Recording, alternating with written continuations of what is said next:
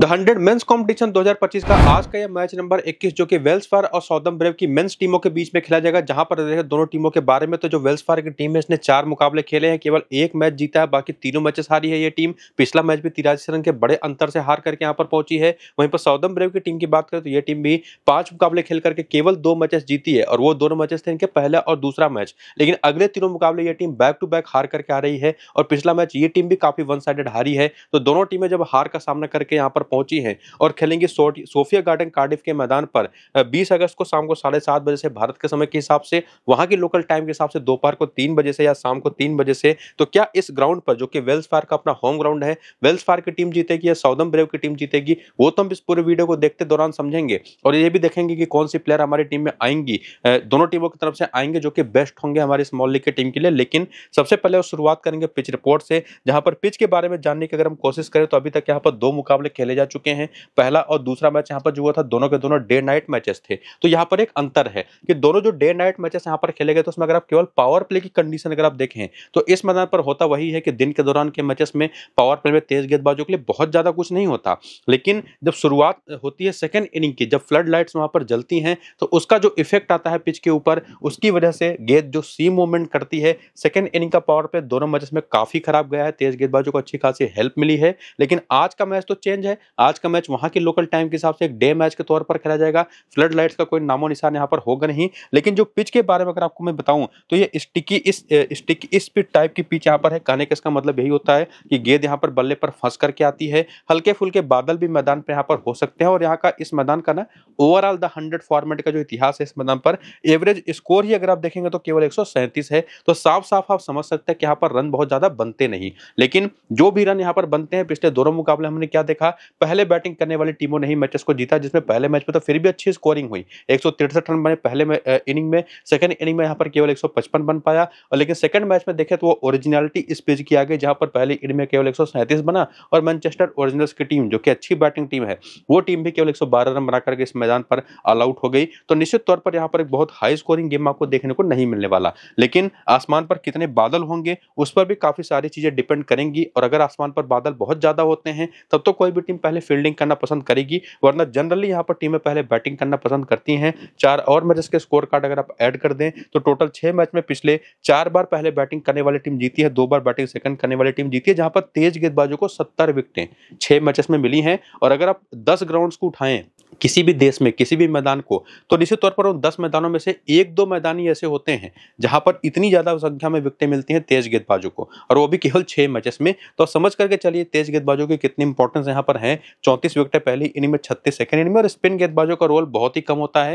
हालांकि अगर कोई क्लासी स्पिनर है तो जरूर वो अपना रोल यहाँ पर बड़ा कर सकता है। बाकी वेदर का अपडेट जो होगा टॉस के बाद, वो और साथ ही साथ स्मॉल लीग की जो फाइनल टीम बनेगी, वो दोनों चीजें आपको मैं टेलीग्राम और व्हाट्सएप पर दे दूंगा। तो दोनों को जाकर के ज्वाइन करिए। टॉस के बाद अपडेट्स वहां पर आपको मिल जाएंगे। लिंक आपको इसी वीडियो के डिस्क्रिप्शन में और कमेंट बॉक्स में जो पिन किया हुआ कमेंट है वहां पर देखने को मिल जाएगा। तो बिना देर के हुए लिंक्स को क्लिक करिए, टेलीग्राम और व्हाट्सएप चैनल को ज्वाइन करके एक्टिव रहिए, ताकि टीमें आपको रेगुलर बेसिस पर फाइनल अपडेट्स के साथ वहां पर मिलती रहे, वो भी फ्री ऑफ कॉस्ट। लेकिन आगे बढ़े और आए प्लेइंग 11 और बैटिंग ऑर्डर देखें वेल्स फार की टीम का, जो कि आपके सामने है, जहां पर स्टीव स्मिथ है, जॉनी बेस्ट है, ल्यूक वेल्स है, स्टीव स्किनर्जी है, टॉम कॉलर, कैडमोर, और बाकी इनकी मेन ऑलराउंडर्स और बॉलिंग अटैक। जहां पर अगर आप पिछले मैच में ही देखें तो राले मेरेडिथ पिछले मैच में खेले नहीं थे, जोश हल को भी इन्होंने खिलाया नहीं, जबकि राले मेरेडिथ उसके पहले बहुत ही कमाल की परफॉर्मेंस करके आए थे। चूंकि इनको क्या करना था ना, इनको किसी तरह से अपने टीम में इंक्लूड करना था मैट हेनरी को, और उसकी वजह से चूंकि 3 ही फॉरेन प्लेयर खिला सकते हैं, तो उसमें देखें तो स्टीव स्मिथ तो ऑलरेडी खेल रहे हैं, क्रिस ग्रीन ऑलरेडी खेल रहे हैं, तीसरे प्लेयर वही थे जो कि निश्चित तौर पर राले मेरेडिथ के तौर पर खेल रहे थे, तो उनको रेस्ट कराया,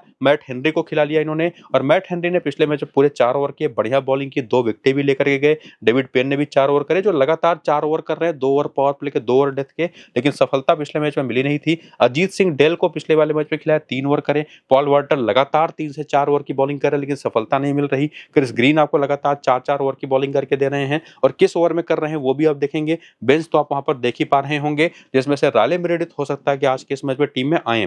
क्रिस ग्रीन के जहां पर मुझे लगता है कि उनको आना भी चाहिए, लेकिन ये संभावना भी काफी कम है फिलहाल। लेकिन इसको आगे बढ़ाते हुए अगर आप चाहें तो करियर स्टैट्स भी यहाँ पर आप देख सकते हैं। 100 फॉर्मेट के हर एक प्लेयर जो यहाँ पर वेल्स फार की टीम बैटिंग में है। लेकिन ये जो डेटा आपको सामने दिखाई पड़ रहा है ना, ये इस सीजन के शुरू होने के पहले का है, जहां पर अगर आप देखें तो अजीत सिंह और रायली मेरिडिथ का कोई डेटा ही आपको देखने को नहीं मिलेगा। और इवन बेन कैलावे जो कि खेले भी नहीं, लेकिन उसका रीजन वही है क्योंकि इस सीजन के पहले ये लोग कभी 100 फॉर्मेट में खेले ही नहीं थे, लेकिन इस सीजन में तो खेल गए। स्टीव स्मिथ भी इस सीजन में खेल गए। तो इस सीजन के खेले गए 4 मैचेस में क्या परफॉर्मेंस रही उसको देखने के लिए अगर आप आए इस पेज पर, रीसेंट फॉर्म वाले पेज पर, तो स्टीव स्किनर जी पिछले वाले मैच पहली बार खेले, मेरा खाता खोले आउट हो गए, हालांकि उसके पहले अच्छे फॉर्म में थे। वहीं पर स्टीव स्मिथ की बात करें तो 4 में से 2 मैचेस में ठीक ठाक खेल गए जब पहले बैटिंग करी है। और ध्यान रखिएगा कुछ इंडिकेशंस आपको दिखाई पड़ रहे होंगे, ये सिंगल इन्वर्टेड कॉमा वाले, और ये जो सिंगल इन्वर्टेड कॉमा वाले इंडिकेशंस जहां पर भी लगे हैं, चाहे वो रनों के साथ लगे हों और चाहे वो विकेटों की संख्या के साथ लगे हों, इसका साफ साफ मतलब है कि ये पहली इनिंग का नंबर है। लेकिन जहां पर कोई भी इंडिकेशन नहीं लगा, जैसे ये 3 विकेट हो गया या 0 विकेट हो गया, मतलब वो सेकेंड इनिंग की बॉलिंग का है। और इवन अगर आप रनों के साथ भी देख ले, जैसे ये 7 रन है, 3 रन है, कोई इंडिकेशन नहीं है, तो सेकेंड इनिंग के रन हैं। तो उससे समझ में आता है कि स्टीव स्मिथ पहली इनिंग की बैटिंग थोड़ी सी बेहतर करते दिखाई पड़े हैं, सेकेंड इनिंग में जल्दी आउट होते दिखाई पड़े। हालांकि सैंपल साइज बहुत छोटा है, 4 मैचेस में आप ये चीजें डिसाइड नहीं कर सकते, फिर भी एक पैटर्न तो कम से कम देखने को मिलता है। जॉनी बेयरस्टो लगातार फॉर्म में रहे हैं। अभी तक देखें तो 2 बार जब पहले बैटिंग करी तो 0 और 42 की इनिंग है, 2 बार जब सेकंड बैटिंग करी तो 50 और 86 नाबाद की इनिंग्स है। चेस तो बहुत अच्छे और कंफर्टेबली ये करते हैं, ये बात कम से कम पक्की है। बाकी ल्यूक वेल्स ये ठीक ठाक फॉर्म में है, लेकिन बड़ी पारी में कन्वर्ट कर नहीं पा रहे अपनी। सेम चीज आपको यहाँ पर स्टीव स्मिथ के साथ भी देखने को मिलेगी, ल्यूक वेल्स के साथ भी देखने को मिलेगी, इवन टॉम कॉलर कैडमोर के साथ भी, जो पिछले 2 मैचेस में बहुत अच्छी शुरुआत इन्होंने ली है, 30+, 20+ की इनिंग्स खेली है, लेकिन उसको बड़ी पारी में कन्वर्ट नहीं कर पाए हैं। पॉल वॉल्टर के साथ भी दिक्कत यही है कि लगातार बॉलिंग तो इनको मिल रही है 4-4 ओवर की, लेकिन विकेट इनसे नहीं निकल पा रहे। तो विकेट निकालने के मामले में थोड़े से किस्मत इनकी खराब रही है। वहीं पर क्रिस ग्रीन की बात करें तो पहले 2 मैचेस में गए जब बॉलर खराब गए, लेकिन अगले 2 मैचेस में 4 विकेट लेकर के गए। और जिस तरह की यूटिलिटी इनकी है एज अ बॉलर, जिसमें प्लस ये बैटिंग भी ठीक ठाक कर देते हैं, तो ये भी एक ऐसे प्लेयर है जो प्लेइंग इलेवन में है तो उनको ड्रॉप तो कतई नहीं करना है। सैफ जेब निश्चित तौर पर लगातार बॉलिंग कर रहे हैं, विकेट भी पिछले मैच में एक लेकर के गए, लेकिन वो रोल इनका है नहीं कि स्मॉल लीग की टीम हम इनको लेकर के जाएं। डेविड पेन का आपको ने दिखा ही दिया है यहाँ पर कि 4 मैचेस में 4 विकेट है, लेकिन पिछले मैच में विकेट लेस गए, पहले मैच में विकेट लेस गए। और एक्चुअली अगर आप देखें ना तो एक ऐसे बॉलर हैं जो कि निश्चित तौर पर ट्राई किए तो जा सकते हैं पहली इनिंग की बॉलिंग में, सेकेंड इनिंग की बॉलिंग में शायद उतना बेहतर ना रहे, लेकिन मैट हेनरी ने पिछले मैच में 2 विकेट लिया और कमाल के फॉर्म में इसके पहले भी थे, तो इनको तो हम ड्रॉप कर नहीं सकते। बाकी देखना पड़ेगा कि मैट हेनरी ही खेलते हैं या रायली मेरिडिथ को खिलाया जाता है या क्रिस ग्रीन को ड्रॉप करके दोनों को ही खिला लिया जाता है, उसके बाद डिसाइड हो पाएगा कि कौन हमारी टीम में होगा। लेकिन ये बात ध्यान में रखिएगा आप कम से कम कि जो भी 3 फॉरेन नेशनल्स इस टीम के अंदर खेलेंगे, चाहे वो स्टीव स्मिथ हो, चाहे वो मैट हेनरी हो, क्रिस ग्रीन हो, या इवन उसमें किसी एक की जगह पर रायली मेरिडिथ हो, तीनों हमारी टीम में रहेंगे, इसमें कोई डाउट है नहीं। और ओवरऑल डेटा के बेसिस पर ये 4 प्लेयर हमारे पक्के हो जाते हैं, जिसमें अगर पहली इनिंग की बॉलिंग है तो डेविड पेन को भी मैं ट्राई करूंगा, और उसी में अगर आप कोई एक और प्लेयर देख रहे हैं 5वां, तो आपके पास सबसे बेस्ट ऑप्शन कोई है तो आप पॉल वॉल्टर को लेकर जा सकते हैं। हालांकि रिस्की तो है निश्चित तौर पर, चूंकि परफॉर्मेंस निकल करके नहीं आई है, लेकिन इनकी भी जो यूटिलिटी है, जो कि लगातार 4 ओवर 3 ओवर की बॉलिंग के दौरान ये दे रहे हैं, और ये भी देखते हो कि ऊपर से बैटिंग ऑर्डर भी बहुत ज्यादा बेहतर फॉर्म में है नहीं, तो बल्लेबाजी भी मौका मिलेगा, जो कि फिलहाल अभी तक अच्छी कर नहीं पाए हैं। तो या तो डेविड पेन या तो पॉल वॉल्टर को आप इस टीम की तरफ से 5वें ऑप्शन के तौर पर ट्राई कर सकते हैं। इन फॉर्म डेविड पेन ज्यादा बेहतर है, पॉल वॉल्टर का फॉर्म उतना बेहतर चल नहीं रहा, लेकिन रोल उनको पूरा प्ले करने का मौका मिल रहा है कि पूरी बॉलिंग मिल रही है, बैटिंग के भी चांसेस मिल रहे हैं, तो एक अच्छे ऑप्शन आज के समय में साबित हो सकते हैं, बहुत ही तगड़े डिफरेंशियल। और उसी में आकर के हेड टू हेड के आंकड़े भी इंक्लूड अगर आप करें और देखें कि वेल्स फार्गो के प्लेयर साउदर्न ब्रेव के खिलाफ कैसा खेलते रहे हैं, तो स्टीव स्किनर जी के 3 मैच में 97 रन है, 38 का हाईएस्ट स्कोर है, तो ये भी एक अच्छे डिफरेंशियल बॉल बैटिंग ऑप्शन निकल करके आते हैं। स्टीव स्मिथ तो खेले ही नहीं है। जॉनी बेयरस्टो के 4 मैच में 100 से ज्यादा रन है, 72 का हाईएस्ट स्कोर है। ल्यूक वेल्स के भी 3 मैच में 85 रन ही है। इसके बाद आते हैं टॉम कॉलर कैडमोर के, तो 4 मैच में 38 रन है। पॉल वॉल्टर के 4 मैच में 4 विकेट है, तो जो आपको ने कहा था एक अच्छे ऑप्शन बन सकते हैं। बाकी क्रिस ग्रीन को लेकर के, स्टीव स्मिथ को लेकर के आपको डाउट रखना है नहीं, खेले ही नहीं ये दोनों मैच, तो आंकड़ा तो कोई आपको मिलेगा नहीं, लेकिन निश्चित तौर पर अच्छे ऑप्शन होंगे। बाकी डेविड पेन के 7 मैच केवल 5 विकेट हैं और मैट हेनरी के 2 मैच में 2 विकेट है, तो थोड़ा सा कंफ्यूजन यहाँ से दूर हो रहा है कि अगर आप हेड टू हेड के आंकड़े पर जाएं तो निश्चित तौर पर आप डेविड पेन को नहीं बल्कि पॉल वॉल्टर को प्रेफर करिए। ये चीज यहाँ से पक्की होती है, जिसमें कुछ डिफरेंशियल ऑप्शन है जब बैटर, जिसमें ल्यूक वेल्स हैं, स्टीव एस्किनाजी हैं, उनको भी आप ट्राई कर सकते हैं ग्रैंड लीग की अलग-अलग टीमों में। लेकिन जब वेन्यू के आंकड़े आप देखने आते हैं, तो यहाँ से क्या समझ में आता है कि स्टीव एस्किनाजी 11 मैच में केवल 207 रन है, वहीं पर स्टीव स्मिथ के 3 मैच 119 रन है इस मैदान पर। तो ये तो हमारी टीम में वैसे भी रहेंगे। जॉनी बेयरस्टो को हम यहाँ पर कतई ड्रॉप नहीं करने वाले हैं आज के इस मैच में। ल्यूक वेल्स के आंकड़े भी बहुत ज्यादा बिलो द एवरेज है, तो इनको ट्राई तो नहीं कर पाएंगे। इवन टॉम कॉलर कैडमोर के आंकड़े देखे तो ठीक ठाक हैं, लेकिन उसी में पॉल वाल्टर हो गए या डेविड पेन हो गए। डेविड पेन के 26 मैच में 30 विकेट हैं, पॉल वाल्टर के 9 मैच में 205 रन है, 6 विकेट हैं। तो हेड टू हेड में तो पॉल वाल्टर एज लेकर के जा रहे थे, लेकिन इस मैदान पर डेविड पेन एज लेकर के जा रहे हैं। तो निश्चित तौर पर ये पूरी तरह से डिपेंडेंट है कि आप किसके साथ जाना चाहें, या आप पर डिपेंड करेगा डेविड पेन या पॉल वाल्टर के साथ में। वेन्यू के आंकड़े बताते हैं कि डेविड पेन ज्यादा बेटर ऑप्शन है, तो आप चाहे तो इनके साथ जा सकते हैं। पॉल वाल्टर, इनकी यूटिलिटी इतनी बेहतर है कि वो भी एक अच्छा ऑप्शन है। बाकी क्रिस ग्रीन को लेकर के कोई डाउट आपको नहीं रखना है, मैट हेनरी को लेकर के कोई डाउट नहीं रखना है। इवन अगर रायली मेरिडिथ खेलते हैं टीम के अंदर ना, तो ये एक अच्छे ऑप्शन होंगे। लेकिन निश्चित तौर पर अगर ये खेलेंगे तो कोई एक फॉरेन नेशनल बाहर जाएगा, तो 4 प्लेयर पक्के हैं। 5वें प्लेयर के तौर पर पॉल वाल्टर या डेविड पेन में से किसी एक को लेना है। तो निश्चित तौर पर आपके सारे डाउट्स क्लियर लगभग यहाँ पर मैंने कर दिए। एक मामला फंसा हुआ है भी, वो भी क्लियर होगा आगे चल करके, पॉल वाल्टर और डेविड पेन वाला, जब प्लेयर बैटल हम देखेंगे सामने की टीम का। फिलहाल इस टीम का प्लेयर बैटल देख लेते हैं। तो स्टीव स्मिथ का कोई डेटा नहीं मिलेगा। स्टीव एस्किनाजी क्रेग वॉटन पर 2 बार 40 गेंद पर 40 रन बना करके आउट हो चुके हैं। टाइमर मिल्स की 49 गेंद पर 80 रन बना करके एक ही बार आउट हुए हैं। लिग्गत इनको लेग स्पिन पर होती है, जिस पर 13 बार विकेट इन्होंने दिए 226 रन बना करके। बाकी ल्यूक वेल्स की बात करें तो स्पिन ये भी खराब खेलते हैं, जिसमें जॉर्डन थॉमसन और टाइमर मिल्स ने भी एक बार सस्ते में आउट कर रखा है। और साथ ही साथ जॉनी बेयरस्टो के आंकड़े देखें तो ये इनके भी आंकड़े ना सामने के इन चारों बॉलर्स के खिलाफ कुछ खास अच्छे हैं नहीं, जिसमें से डैनी ब्रिक्स तो मुझे लगता भी नहीं है कि खेल पाएंगे आज के इस मैच में। इसके बाद यहाँ पर आते हैं टॉम कॉलर कैडमोर, टॉम बेबल और सेफ जेब, इनके भी प्लेयर बैटल्स के आंकड़े आप देख सकते हैं। टिमाल मिल्स ने तो टॉम कॉलर कैडमोर को अपना बनी ही बना रखा है लिटरली, वो तो डेटा आपने देखा। लेकिन आगे आकर के दूसरी टीम के बारे में जानने की कोशिश करें, जो कि साउदर्न ब्रेव, जिसमें लीस डुप्ला है, जेम्स विंस है, जेसन रॉय है, लॉरी इवांस है, जेम्स कोल्स है, माइकल ब्रेसवेल है। तो नाम तो बड़े बड़े हैं। टिमाल मिल्स है, जोफ्रा आर्चर है, क्रेग वॉटन, जॉर्डन थॉमसन जैसे खिलाड़ी। तो दिखने में टीम तो बहुत स्ट्रांग है, जिसमें बॉलिंग इनके तरफ से Craig Wotton, Jofra Archer, Tymal Mills, Jordan Thompson और जेम्स कोल्स, ये जो 5 इनके बॉलर है ना, ये आपको मिनिमम 3-3 ओवर की बॉलिंग करके देंगे, या पूरा अगर 20 ओवर की बॉलिंग मिल गई या 100 गेंदों की बॉलिंग, तो पूरे 4-4 ओवर करके देंगे। जिसमें माइकल ब्रेसवेल भी है, पिछले मैच में केवल एक ही ओवर इनसे कराया गया, लेकिन निश्चित तौर पर पूरा एक्सपेक्टेड है कि आज शायद ज्यादा ओवर कर जाएं।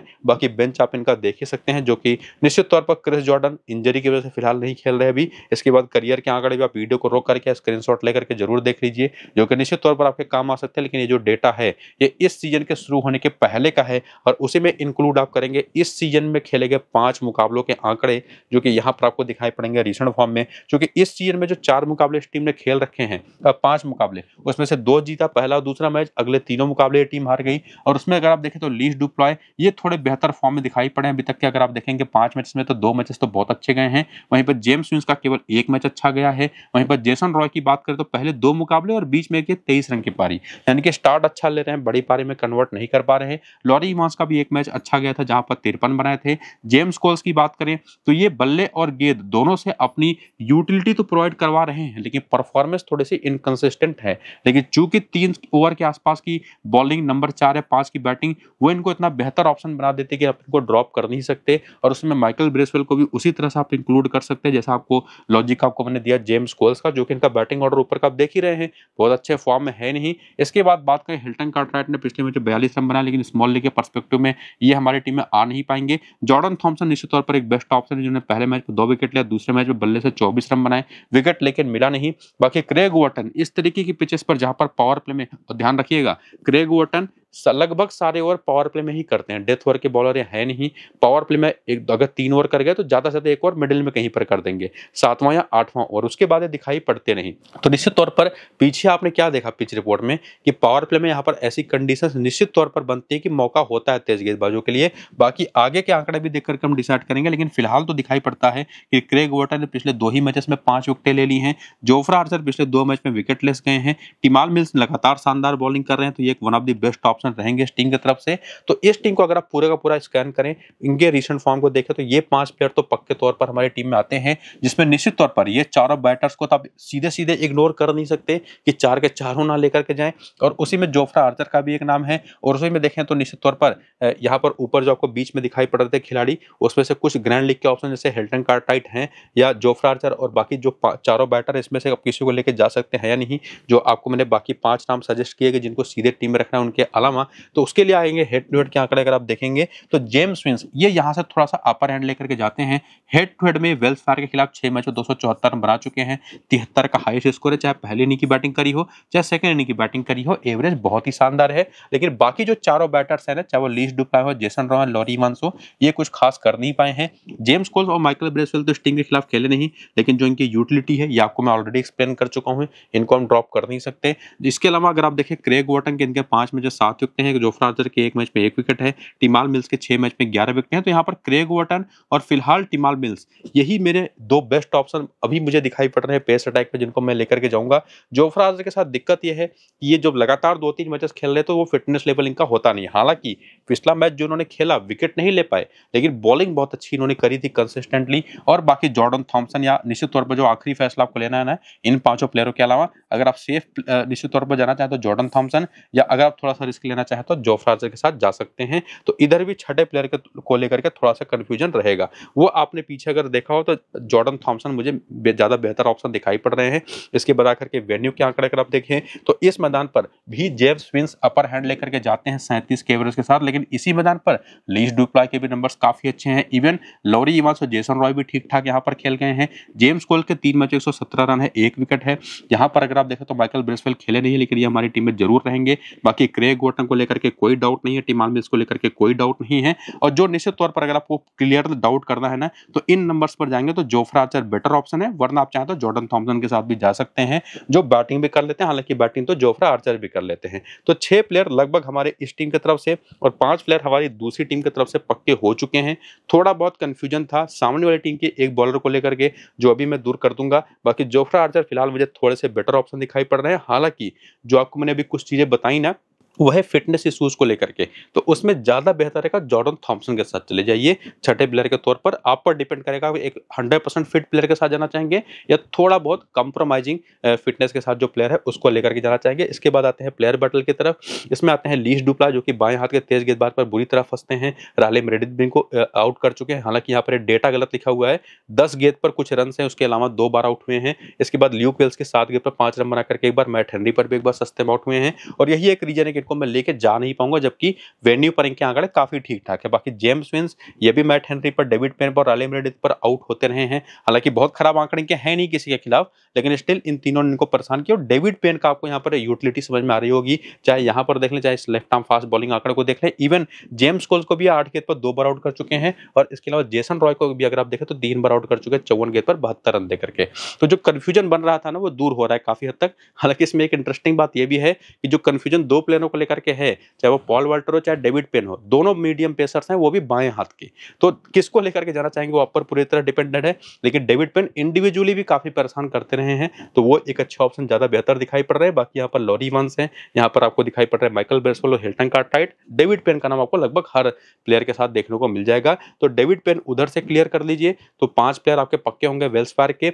साउदर्न ब्रेव के भी 6 प्लेयर आपको मैंने बता दिए किसको पिक करना है, और उन 11 के 11 प्लेयर को आप पिक कर लेंगे तो आप देखेंगे बेस्टॉक, क्रिस ग्रीन, तो सबसे कॉमन और सेफ कप्तान है वो कप्तान आपको दिखाई पड़ेंगे। लेकिन इसमें क्रिस ग्रीन की जगह पर आपके पास जेम्स विंस का भी ऑप्शन है, स्टीव स्मिथ का भी ऑप्शन है, जेसन रॉय। अगर आप जेसन रॉय को ग्रैंड लीग की टीम में ट्राई करें, स्मॉल लीग में मैं सजेस्ट नहीं कर रहा, तो आप इनको भी ट्राई कर सकते हैं कैप्टन और वाइस कैप्टन। और फिलहाल फैंटेसी के पॉइंट ऑफ व्यू से देखेंगे तो लोग ये टीम लेकर के जाने वाले हैं। फैंटेसी एप्लीकेशन के पॉइंट ऑफ व्यू से, मेरे पॉइंट ऑफ व्यू से जो आपने एनालिसिस देखी उसके बेसिस पर आपको मैं कौन से 11 प्लेयर लेकर के जाने हैं वो बता चुका हूं। तो चाहे वीडियो को फॉलो कर लीजिए, चाहे फैंटेसी पॉइंट ऑफ व्यू को फॉलो कर लीजिए। हालांकि वही टीम है जो आपको मैं सजेस्ट कर भी रहा था काफी हद तक, लेकिन फाइनल टीम जो होगी वो आपको मैं टेलीग्राम और व्हाट्सएप पर दूंगा फाइनल पिच रिपोर्ट आने के बाद, जहां पर वेदर ही हमको मिलेगा, पिच रिपोर्ट तो मिलता नहीं, लेकिन जो भी होगा अपडेट वो आपको मैं अपने टेलीग्राम और व्हाट्सएप चैनल पर दे दूंगा, फाइनल टीम भी दे दूंगा। डिस्क्रिप्शन और पिन कमेंट पर लिंक उसका मैंने आपको दे रखा है, तो पूरा वीडियो देख करके जाइए डिस्क्रिप्शन और पिन कमेंट में टेलीग्राम को ज्वाइन कर लीजिए।